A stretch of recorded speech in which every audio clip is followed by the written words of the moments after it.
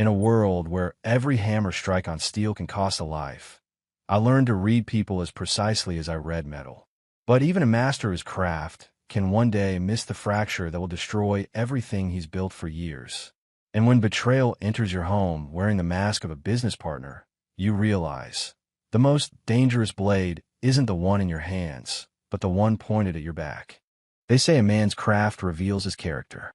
After 20 years of forging Japanese swords, I've learned that every imperfection tells a story. Every flaw has its origin. Looking back now, I should have seen the signs. A man who crafts katanas for a living should notice when something's off balance, when the weight shifts in his own home. But sometimes we're blind to what's right in front of us, especially when we don't want to see it. My name is Darrell Blackwood. I'm 45, and I've dedicated my life to perfecting the ancient art of Japanese sword making. That dedication to precision and detail made me one of the most respected craftsmen in America. The irony doesn't escape me. How I could read the smallest flaw in a blade, but miss the cracks forming in my own marriage.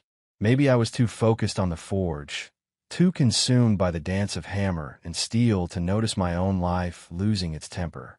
I met Akiko at a martial arts exhibition in San Francisco 12 years ago. The memory is still vivid. The polished wooden floors of the exhibition hall, the reverent hush of the crowd, and her. She was demonstrating advanced kendo techniques, her movements as precise as the blades I forged. Her black hair was pulled back tight, her face a mask of concentration that broke into an unexpected smile when our eyes met. Within a year, we were married, combining our passions into what I thought was the perfect partnership. She opened her dojo in Seattle's Japantown, teaching traditional martial arts, while I continued my craft in the workshop behind our craftsman-style house in the quiet suburbs. The first signs appeared, so gradually I almost missed them. Akiko had always been dedicated to fitness, but suddenly she was spending extra hours at the dojo, coming home later and later.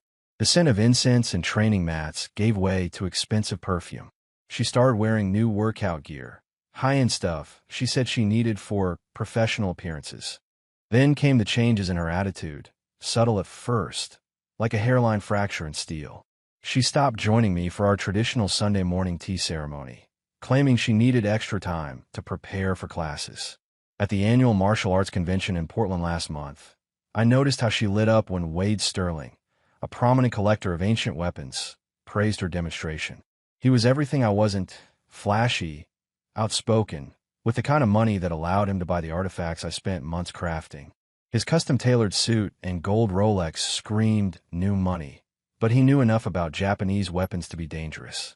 I caught them talking about private lessons and exclusive demonstrations, but like a fool, I dismissed my concerns. What could a collector offer that a master craftsman couldn't? The breaking point came during a dinner with friends at the Golden Dragon, our favorite spot in Japantown. Akiko's phone buzzed, and I caught a glimpse of Wade's name before she quickly turned it face down. She excused herself, claiming it was dojo business. When she returned 15 minutes later, her cheeks were flushed, and she barely touched her sushi. Patricia Wong, our ever-observant neighbor, shot me a knowing look that made my stomach turn.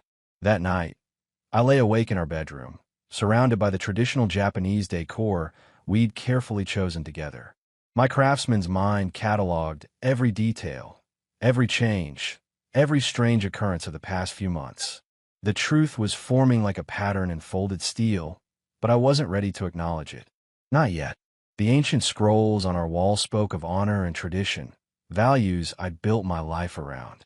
But sometimes, tradition isn't enough to hold things together, and honor can blind you to betrayal. I've always taught my apprentices that you must trust your instincts when working with steel. The metal speaks to you, if you know how to listen.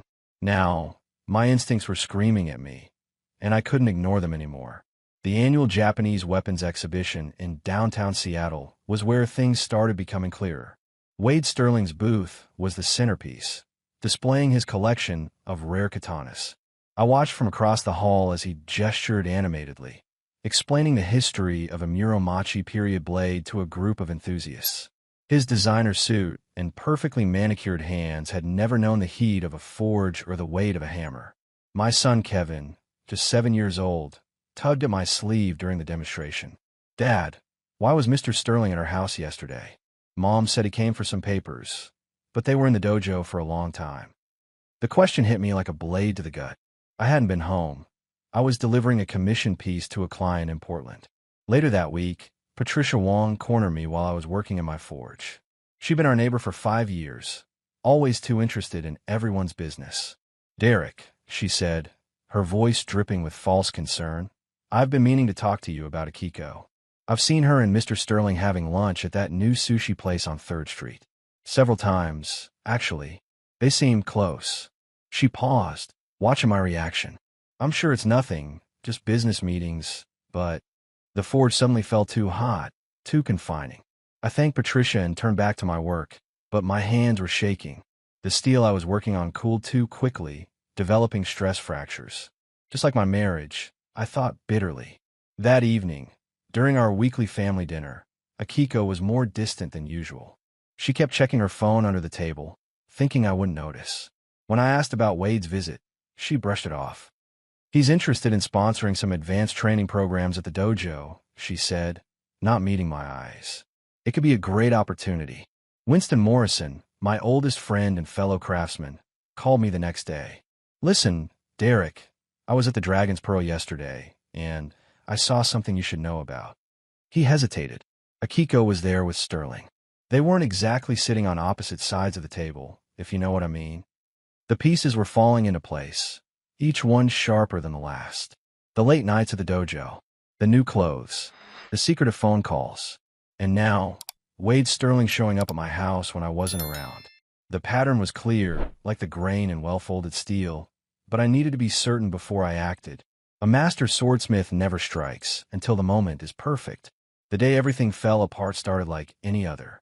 I had a meeting scheduled with a collector in Vancouver about a commissioned Tonto blade, but he called to cancel at the last minute.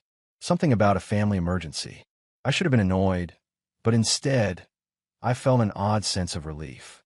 I could head home early, maybe surprise Akiko, and take her to lunch. The spring rain was falling steadily as I drove back through Seattle's winding streets.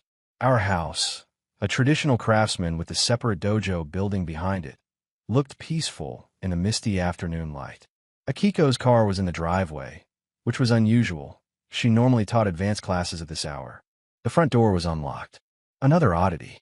In our house, we followed traditional Japanese customs strictly. Doors were always secured, shoes always removed, spaces always organized.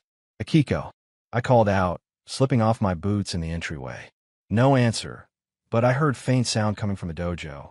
Walking through the garden path to the dojo, I noticed Wade Sterling's Mercedes parked around the corner, partially hidden by the cherry trees I'd planted when we first moved in. My heart began pounding against my ribs, but my feet moved forward with the same deliberate precision I use when approaching my forge. The dojo's sliding door was closed, but not completely. Through the gap, I could see the afternoon light playing on the polished wooden floors, the wall of ancient weapons I'd restored gleaming dully in the background. And there they were, Akiko and Wade, on the training mats. But they weren't training. For a moment, I stood frozen, my craftsman's hands gripping the doorframe. Akiko was straddling him, her head thrown back in a laugh I'd never heard before. Wade's hands were on her hips, his expensive suit jacket tossed carelessly over my weapons display. The setup is perfect, Wade was saying, his voice smug. Your husband's too busy with his precious swords to notice anything. And when I open the new dojo chain, you'll be the star instructor. Akiko's response cut deeper than any blade could. Derek lives in the past, with his traditional methods and old-world mindset. You understand the future, Wade. You understand me. I didn't realize I'd slid the door fully open until they both turned to look at me. The sound it made was like a sword being drawn from its scabbard, a whisper of approaching violence. Time seemed to freeze in that moment, like metal suspended between hammer strikes.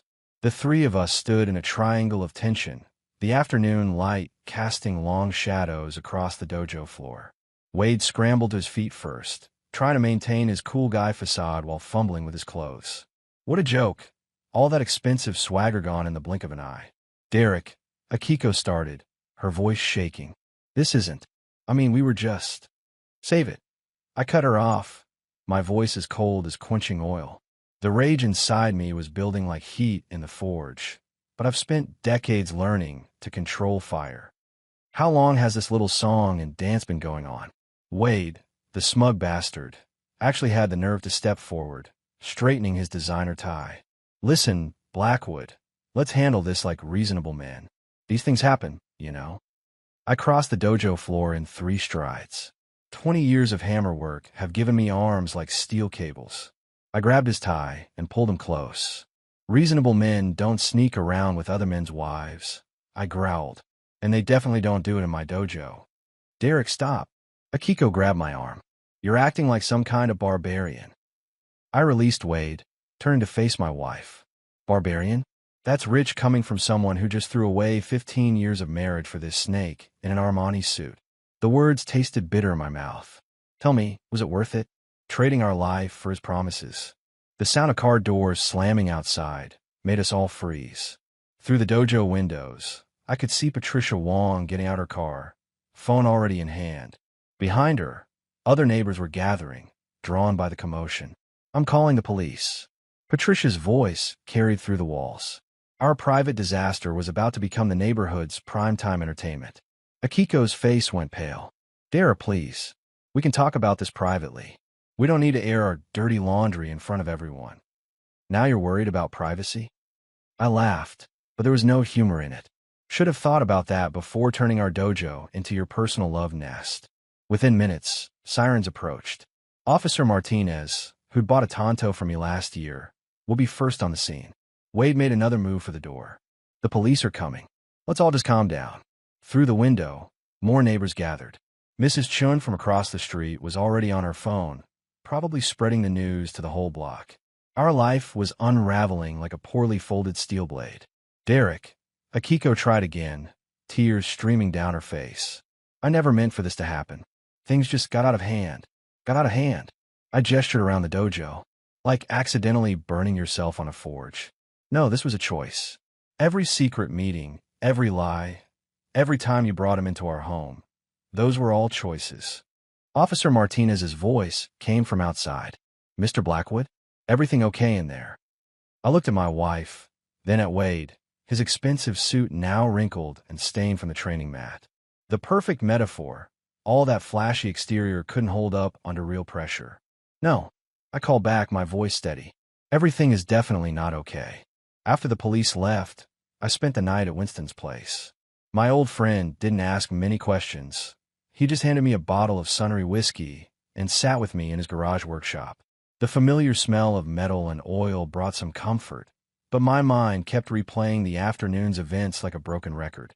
There's something you need to know about Sterling, Winston said finally, setting down his glass. Remember Jason Chin's custom blades? The shop that went under last year. I nodded, taking another sip. Jason had been a promising young bladesmith, until his business mysteriously collapsed. What about it? Well, I did some digging. Winston pulled out his laptop. Turns out Wade Sterling was involved. He approached Jason with a partnership deal, promised to franchise his workshop, make it big time. Sound familiar? My hand tightened around the glass. Go on. Sterling got Jason to sign over partial ownership of his business. Then he started making changes, cheaper materials, mass production methods. When Jason protested, Sterling forced him out. Used some fine print in the contract to take everything. I remember Jason's wife at last year's Craftsman's Guild meeting, telling everyone they were moving back to Taiwan. The shame in her eyes made sense now. That's not all, Winston continued, pulling up more documents. Sterling's done this before. 3 other traditional martial arts dojos in the past 5 years. Always the same pattern. Find a successful small business, promises expansion, then takes control and commercializes everything. My blood ran cold as I remembered Wade's words in the dojo. When I open the new dojo chain, you'll be the star instructor. The bastard had been playing the same game with Akiko. He targets businesses with traditional values. Winston explained, showing me a pattern of lawsuits and bankruptcies. Places where the owners care more about craft than contracts. Then he turns them into McDojos. Quick profits over quality. I thought about my own workshop, the traditions I preserved, the skills passed down through generations. Had that been Sterling's real target all along? Was Akiko just his way in? A text message lit up my phone. Akiko, please come home. We need to talk. I can explain everything. There's more, Winston said grimly. Remember that collector in Vancouver who canceled on you today? I called him. He never had a meeting scheduled with you. The pieces clicked into place. Sterling had arranged for me to be away, probably through one of his connections in the collector community. The whole thing had been orchestrated. I opened my laptop and started searching. Sterling's pattern became clear. He'd done this in other cities too. San Francisco, Portland, Los Angeles. Small traditional martial arts schools and crafts workshops, all transformed into soulless commercial operations. Look at this, Winston pointed to a news article. 2 years ago, he was sued by a knife maker in Oregon. Similar story. Promised to help expand the business, started an affair with the owner's wife, then took everything in the divorce settlement. I remember the casual way Sterling had tossed his jacket over my weapons display. The disrespect wasn't just personal, it was his whole business model. Destroy tradition, replace it with cheap imitations, and profit from the ruins. He's got investors lined up. Winston showed me more documents. They're planning to open a chain of authentic Japanese martial arts centers across the West Coast, using traditional names and imagery, but it's all just a front for mass-market garbage. My phone buzzed again. This time it was Patricia Wong. Derek, I'm worried about Akiko. She's not taking this well. Maybe you should come home. But I wasn't done digging. Something about Sterling's past kept nagging at me. I searched deeper, following leads through business registries and court records. Then I found it. His real name wasn't even Sterling. He'd changed it 10 years ago, right after his first business acquisition went bad. Winston, I said, showing him the screen, look at this pattern. Every time he moves in on a new target, he follows the same steps. First, he appears as a customer or collector. Then he identifies weaknesses, usually financial pressures or personal problems. Finally, he strikes when the business owner is most vulnerable. The whiskey bottle was empty now, but my mind was clear. Sterling hadn't just betrayed my marriage. He'd planned to destroy everything I'd spent my life building. And Akiko, had she been a willing participant, or just another victim of his manipulation? What are you going to do? Winston asked, seeing the look in my eyes. I stood up, my decision made. Like any master craftsman, I knew that before you can repair something broken, you first have to understand exactly how it broke. At 7 sharp the next morning, I walked into Linda Maxwell's law office. She'd handled contract work for my custom pieces before, but this was different. She listened without interruption as I laid out the whole mess. The affair, Sterling's history, his plans for my business. You've got more here than just a divorce case, Linda said, spreading files across her desk. Sterling's pattern of predatory business practices gives us leverage, but we need to move fast. I handed her the thumb drive with Winston's research. Everything's here. The lawsuits, the bankruptcies, his name change. He's done this to other craftsmen. Linda's eyes narrowed as she scrolled through the documents. This is gold. He violated several trade practices acts, and using personal relationships to gain business advantage. That's textbook corporate espionage. My phone buzzed. Another text from Akiko. I ignored it. Here's what we're going to do. Linda pulled out fresh paperwork. First, we file for divorce citing adultery and financial manipulation. Then we hit Sterling with a separate lawsuit for business interference and fraud. She outlined the strategy: protect my assets, secure the workshop's ownership, and expose Sterling's pattern of destroying traditional crafts businesses. We'll need statements from his other victims, starting with Jason Shun. I thought of Jason's wife. Their shame when they left town. Will they talk? They will when they learn they're not alone, Linda said, reaching for her phone. I know attorneys in 3 states who'd love to take Sterling down. We can build a class action. By noon, the paperwork was filed. Linda's paralegal was already contacting Sterling's other victims, building a network of testimony. The predator was about to become prey. Walking out of Linda's office, I felt like a sword being reforged. The metal had to be broken before it could be remade stronger. My phone lit up again. Akiko had left a voicemail. Derek, please. Wade's lawyers are threatening me. They say if I don't sign some papers, they'll take everything. I didn't know. I didn't understand what he was planning. Please call me back. I played the message for Linda. Classic intimidation tactic, she said. Sterling's trying to pressure her into signing over dojo rights before a lawsuit hits. Don't worry. I've seen this move before. His house of cards is about to collapse. The news hit the craftsman community like a typhoon. Within days of filing the lawsuits, my phone was ringing nonstop. Jason Chin called from Taiwan, eager to testify. 3 other martial arts instructors reached out, sharing similar stories about Sterling's predatory tactics. Even my suppliers were calling, offering support and information. Sterling's carefully built facade was crumbling. The local business journal ran a piece exposing his pattern of destroying traditional arts businesses. His investors started pulling out, spooked by the pending lawsuits. The authentic Japanese martial arts center's project was dead in the water. Then Akiko showed up at my workshop. I was working on a commission wakizashi when I heard the door slide open. She stood there, looking smaller somehow, wearing the plain cotton GI from our early days together. Derek. Her voice was barely a whisper. Can we talk? I kept working, focusing on the steel under my hands. Your lawyer can talk to mine. I'm not here about lawyers. She stepped inside, the familiar scent of green tea and tatama mats following her. I need you to understand. Wade. He manipulated everything. He made me believe you were holding me back, that the dojo needed to evolve. My hammer struck true, sending sparks flying. And you bought every word. I was wrong. Tears streaked her face. When his lawyer showed up with those contracts, demanding I sign over the dojo, I finally saw the truth. He never cared about martial arts. Or me.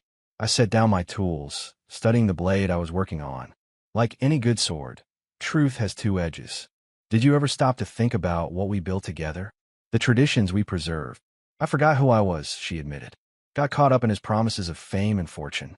But that's not why I fell in love with martial arts. Or you. The forge fire crackled in the silence between us. 15 years of marriage, like layers of folded steel, couldn't be unmade in a moment. But they could be irreparably damaged. Linda says we've got them on the ropes, I said finally. Sterling's empire is falling apart. Other victims are coming forward. I'll testify. Akiko straightened her shoulders. About everything. The way he targeted our business. How he planned it all. The other dojos need to know the truth. I looked at her then, really looked. The woman who'd lost her way, but maybe found it again. Too late for us, but maybe not too late for justice. I'm sorry, Derek. She bowed formally, tears falling onto the workshop floor. I betrayed everything we stood for. I can't fix that, but I can help stop him from doing this to others. After she left, I returned to my work. Every strike of the hammer echoed with memory and regret. Some bonds, once broken, can never be reforged. But sometimes, from the fragments, you can still forge something meaningful. 6 months. That's how long it took for everything to be finalized. Linda had warned me divorce proceedings could drag on, but Sterling's mounting legal troubles accelerated things. He was too busy fighting federal investigations to play games with the divorce settlement. The final hearing was scheduled for a crisp October morning. The courthouse corridors were packed with reporters. Sterling's downfall had become big news in the business world. 3 of his former victims had flown in to testify about his predatory practices. Full custody of Kevin, Linda announced, reviewing the settlement papers. The house and workshop are protected.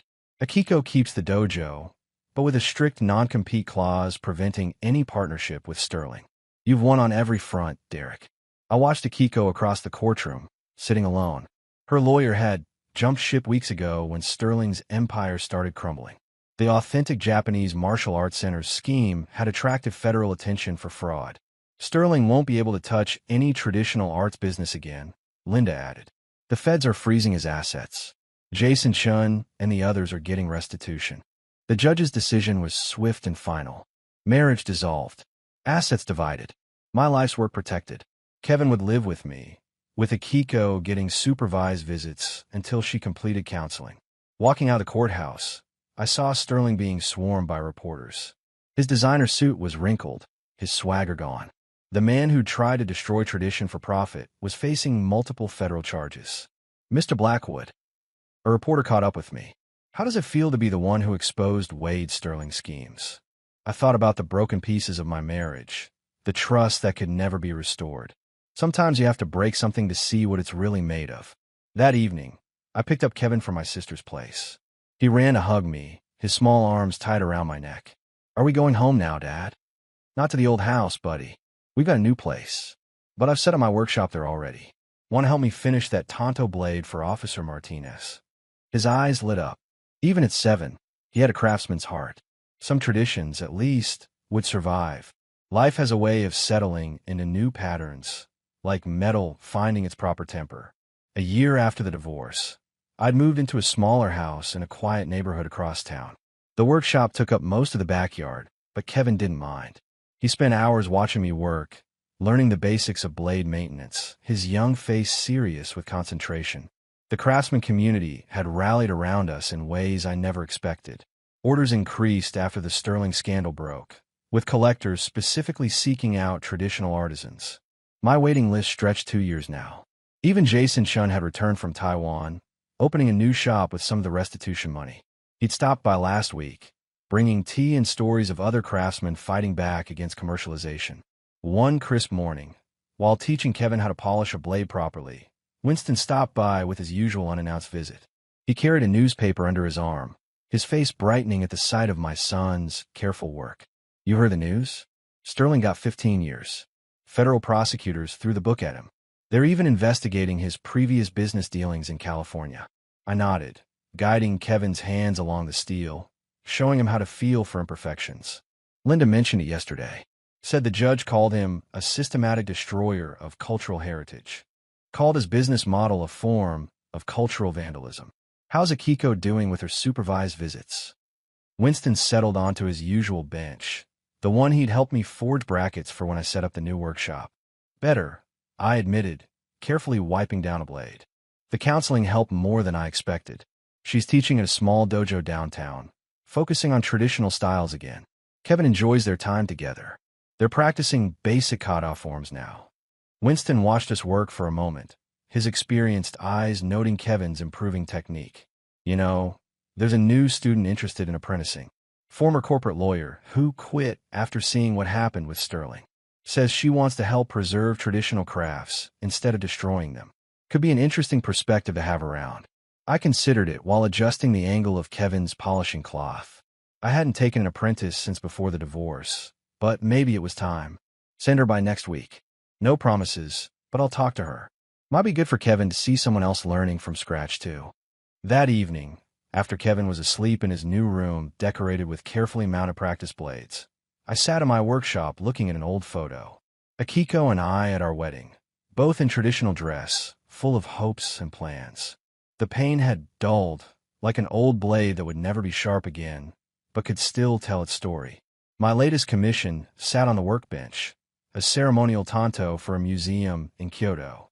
They'd specifically requested it after hearing about the Sterling case, wanting to support traditional craftsmanship. The blade caught the workshop lights, its surface reflecting the changes in my life. Sometimes, I realized, you have to lose everything to remind people what's worth preserving. Kevin had left his practice piece next to mine, his first attempt at polishing. The work was rough, unpracticed, but the dedication was there. Like the steel we worked with, life could be reforged. Different from the original, but strong in its own way. Looking at his efforts, I felt a new kind of pride emerging, as pure as properly folded steel.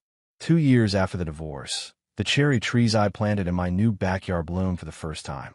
Kevin, now 9, helped me set up chairs for the garden party, a small celebration marking the completion of my first apprentice's training. Sarah, the former corporate lawyer turned bladesmith, had proven to be a natural.